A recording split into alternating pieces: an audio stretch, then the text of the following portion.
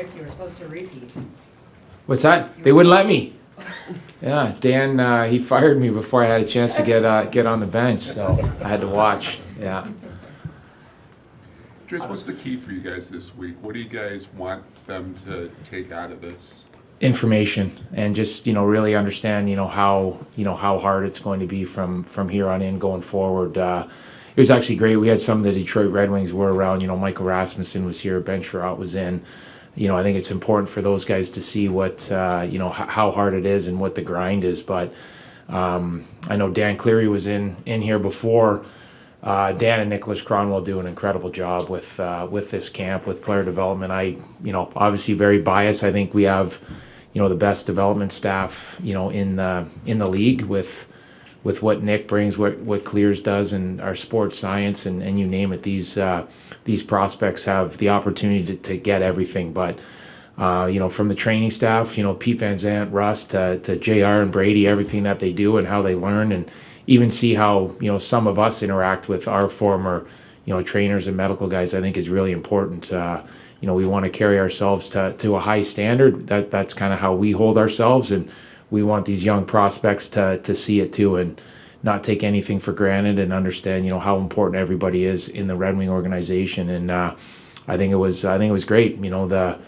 The prospects that we've had over the last couple of years, they kind of take a little bit of a leadership role in these groups, which is great to see. And then the new draft picks coming in, you could see they're a little nervous the first couple of days, and then they kind of get comfortable and just understand that this is all about information, on the ice, off the ice, about sleep, nutrition, you name it. We want to give these guys anything that they need to maximize themselves as hockey players. So I think it was a great week for them.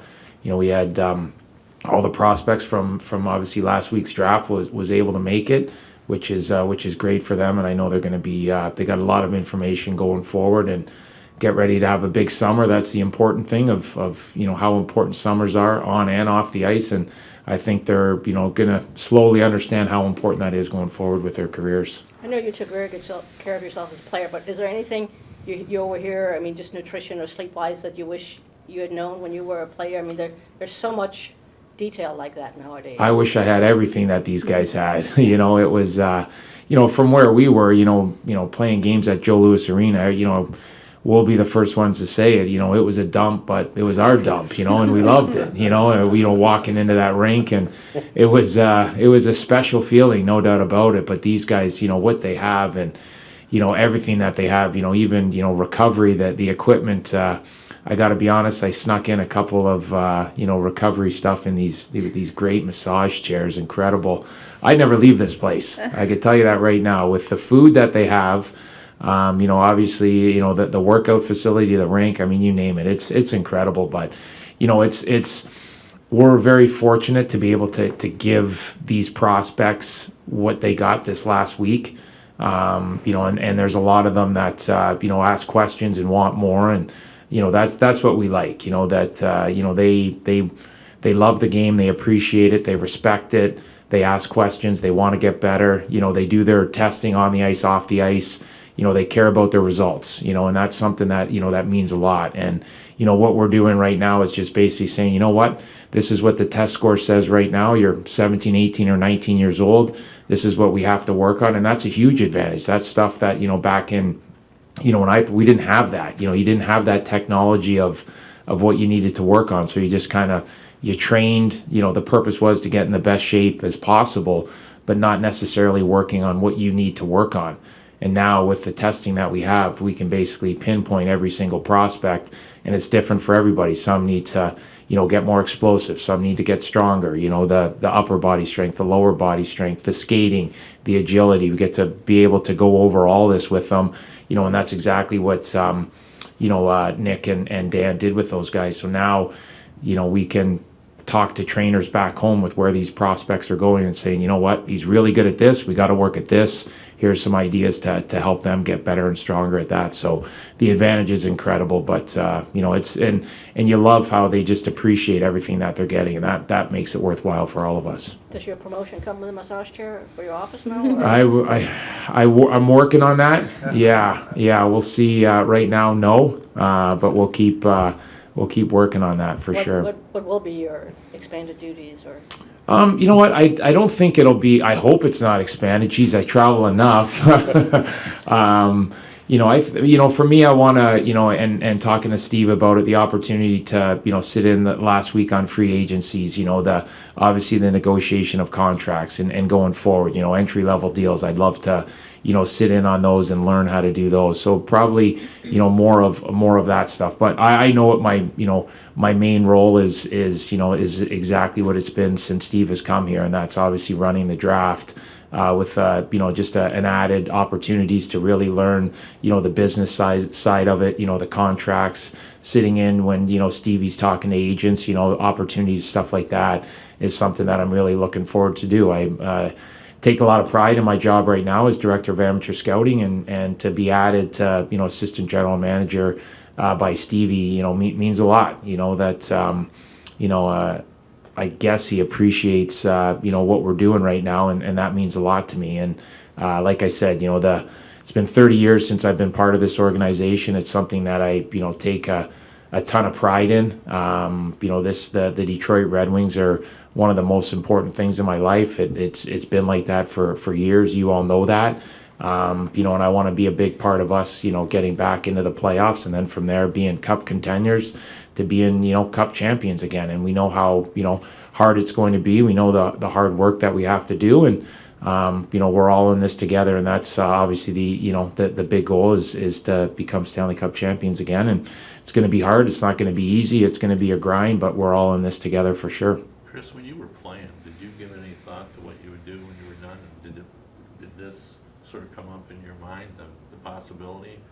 And is it more fun because there's so many guys that you played with that are involved in all this? It's like you're just taking it to a different level, but you're doing the same thing. You know what? When I started coming to the end of my career, I was kind of wondering which way I was going to go. Was I, going to get into coaching? Was I going to get in, like Dan and Nick do in player development, or did I want to get into scouting? And just kind of where we were right now with Ken Holland, he gave me an opportunity to really scout at all levels. We're in such a great area here in Detroit, to watch, obviously, the OHL, the Canadian Hockey Leagues.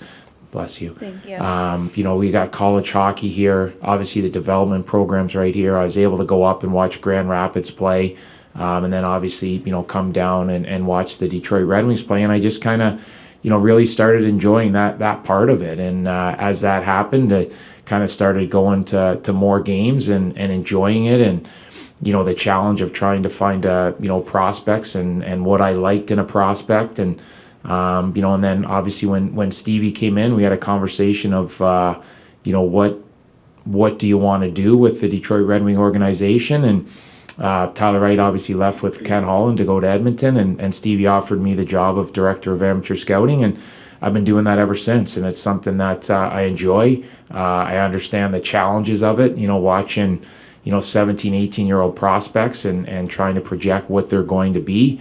But it's something that I've enjoyed doing, and incredible staff to work with. And like you said, it's, you walk upstairs and, it's, Nick Lidstrom's here, Nicholas Cronwell's here, obviously Stevie's here, Dan Cleary, Yuri Fisher, get to see Kirk Maltby on the, he's obviously on the pro side, so it's incredible to be able to see all, a lot of former teammates. And like I said before, we're all in this for the same thing, and that's to, we want to be good again, then we want to be great, and we all take a lot of pride in what the Detroit Red Wing organization meant to all of us. We played arguably in the greatest era of the Detroit Red Wing organization, and we want to bring that back. And we all understand how hard it's going to be, but we're all in this together, and that's, something special. For me, when I get trips to go over to Europe, and I wheel into Sweden, and I get to go to games with Nick Lidstrom or Nicholas Cronwell or Henrik Zetterberg goes to games too, and to be able to do that is, pretty special. It just shows you,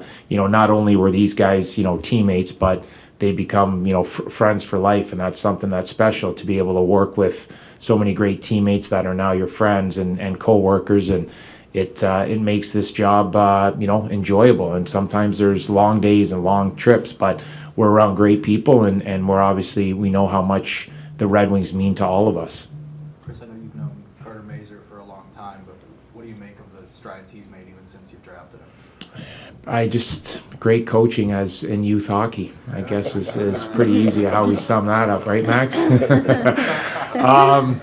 You know what, Carter was incredible kid. The commitment that he made, he grew up in Jackson, and the rides, the travel, the commitment that he made to come down to Joe Louis Arena, and then obviously we skated here for his U15 and U16 year. That right then and there, you could see the commitment of Carter. The one thing that I knew about Mays was, this kid he was always low maintenance. It was just go out, play. You could see at 15, 16 years old, he had a good feel for the game. He had the smarts, he had the competitiveness. He's a wiry, strong player. You look at him and, everyone always got to get stronger. You got to get stronger. But the one thing you realize when he goes out and plays the game, number one, he has the puck. Number two, he's always hard to knock off the puck. And that's something that you don't teach. It's just something that's there. He's got that inner drive. He's got that competitiveness.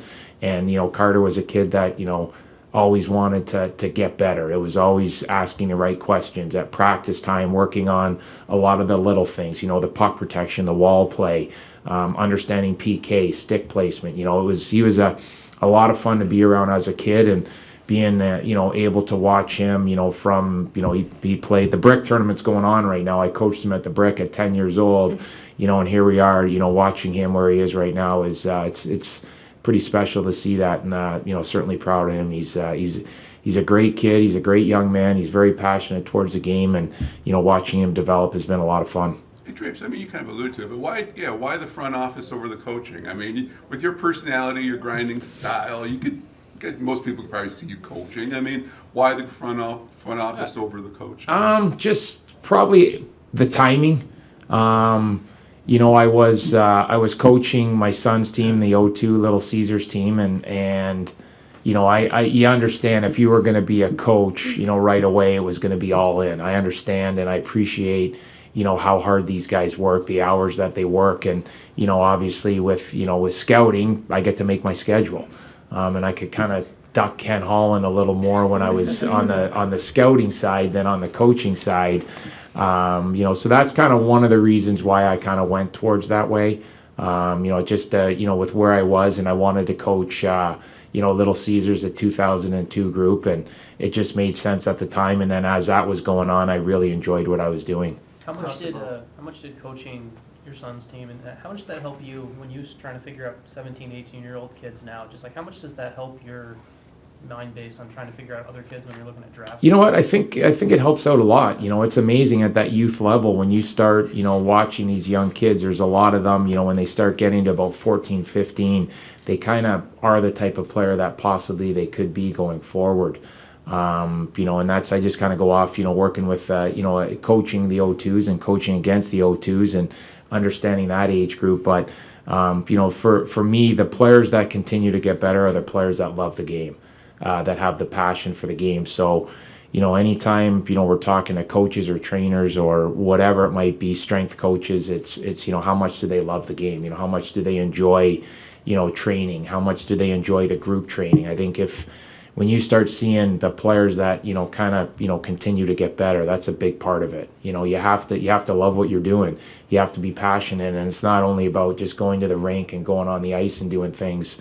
You have to do a lot of the other things, and the off-ice training to me, is something that's is super important. That's how you get better. In these summer months right now, it's so important for these young prospects to understand the importance of not only being on the ice, but the importance of the sleep, the nutrition, and certainly the strength side of it as well. So I think it helped, and you go in and you watch these kids, and you kind of look at some of the tendencies, but the more you see them, obviously the better you're going to be able to, to understand what they're going to be and the potential that they have. You mentioned kind of having a little bit of everything they have now. Is there almost part of it now sometimes where you have to tell kids to take a break sometimes too? Just like what's kind of the balance that you try to help players as they kind of take the next step? Obviously, from their season of what they go through, there are some seasons that are a pretty good grind.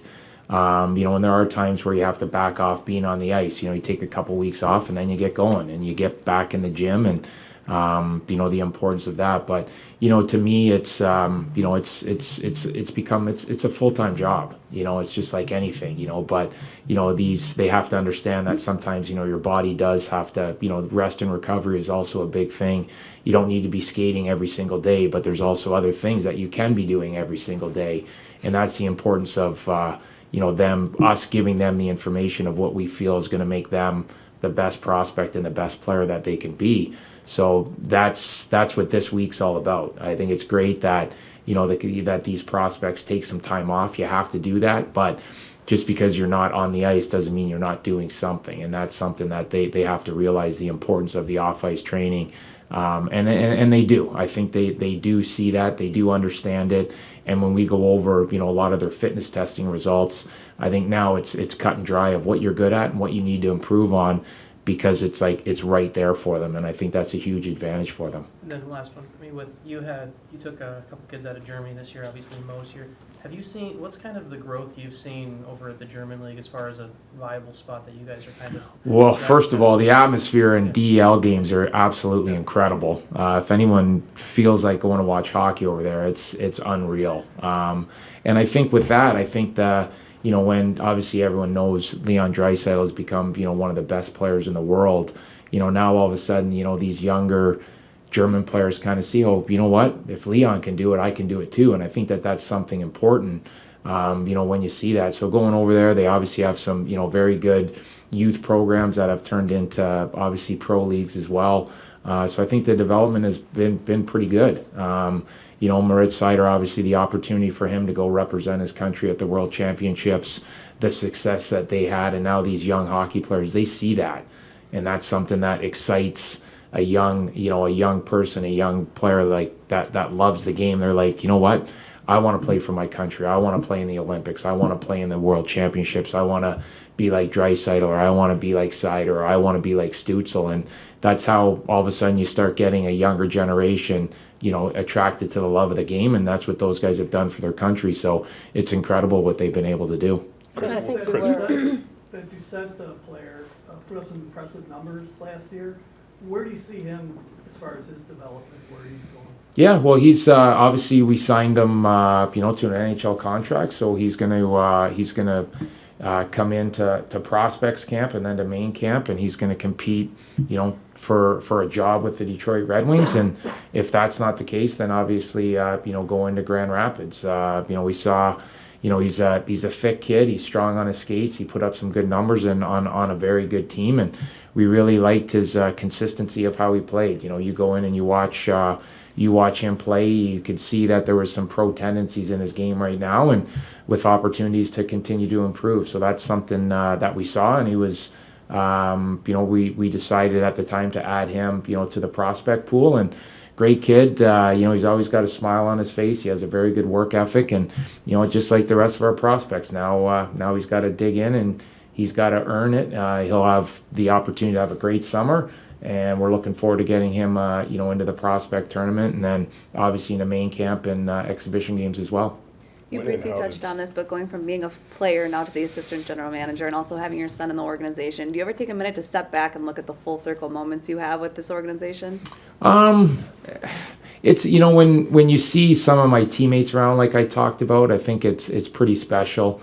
And then anytime we get to walk in the dressing room, there's some special pictures up there that you're never going to forget. Some moments that you're never going to forget. But for me, it's just, it's incredible how fortunate, I've been to be a part of this organization for, like I said, for 30 years. And, who would have thought that, that trade for future considerations, which we all know what that turned out to be. And here I am sitting up here, as an assistant general manager of the organization right now. And it's, I mean, it's unreal. But I think for a lot of these prospects, like you look at the path that people take to get to the NHL. It's never the same. It's going to be different for every single one of these prospects. A kid around like Dan Cleary. At the time he was a late birth, but at the time he was a highly touted NHL prospect. And then obviously, he had a tough time, making it and sticking in the NHL. How he found his way into the Detroit Red Wings and worked. He came in on a tryout, and ended up obviously being a huge part of winning the Cup in '08. And now he runs, our player development. This is now his home as well.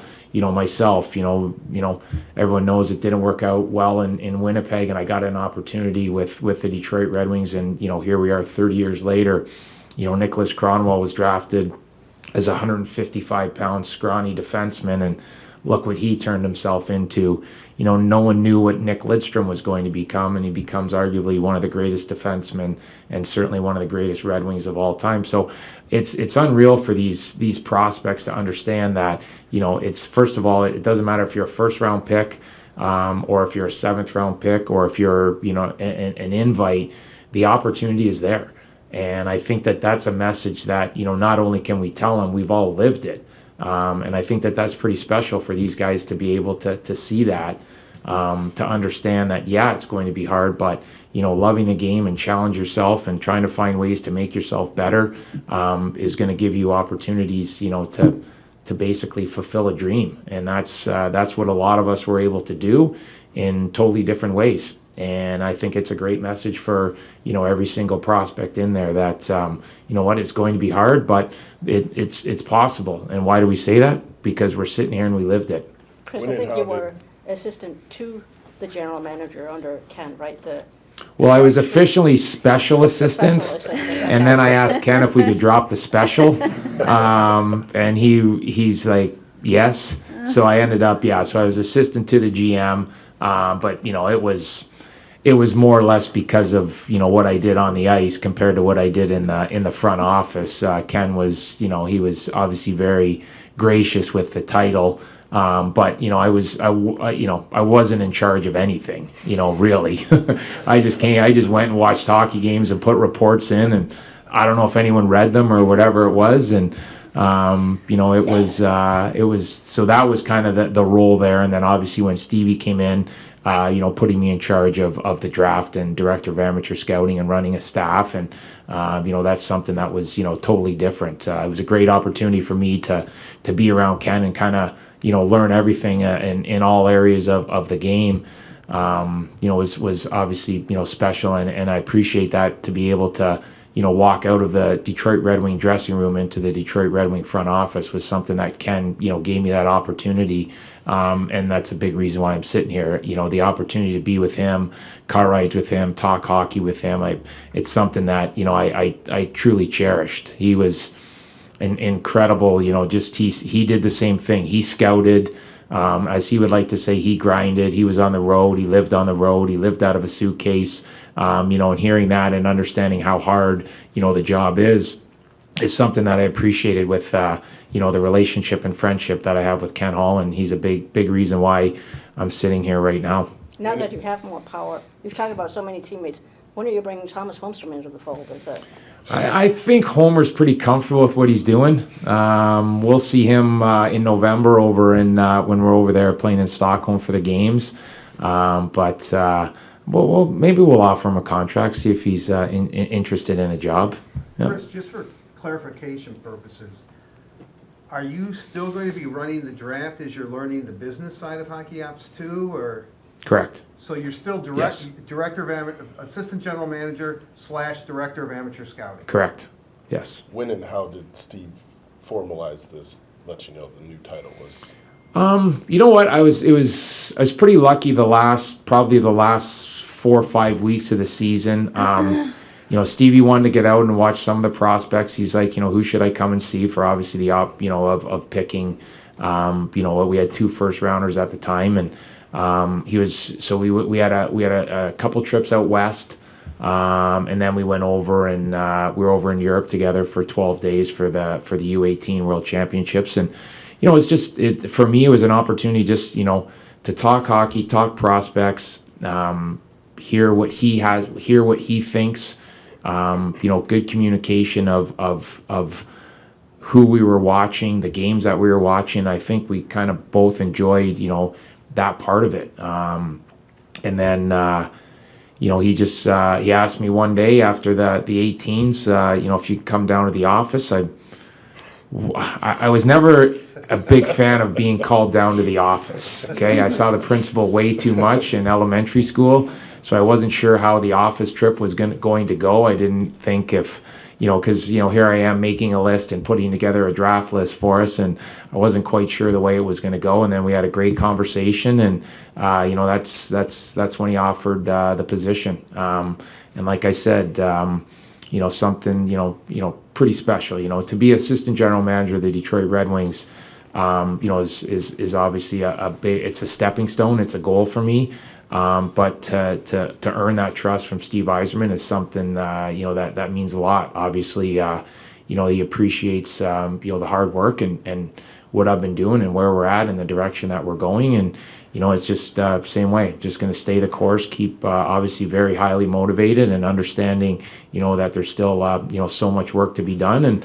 But it's obviously nice to be promoted and be rewarded and appreciate of there's a lot of nights I'm away from home. It's that's the one thing about the job, and it's something that I want to continue to do, and incredible support from my family, and that allows me to go do my job. So very lucky to have that.